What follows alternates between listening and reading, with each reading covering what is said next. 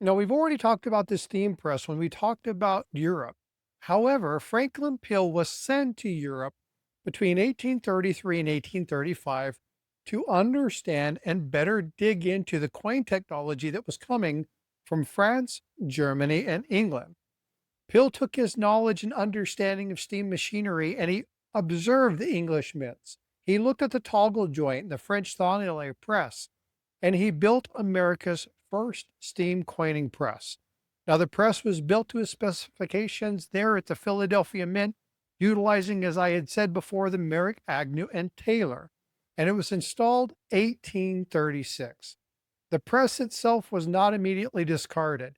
There was so much going on, so many adaptations, that beginning around 1890, the Mint started using joint presses with electric motors.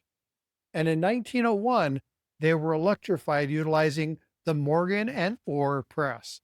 Join me here in just a few moments. We'll talk about the Morgan and Orr press. If you enjoy what I'm doing and you like this short series, subscribe, hit the notification bell, and come check out the rest of the series.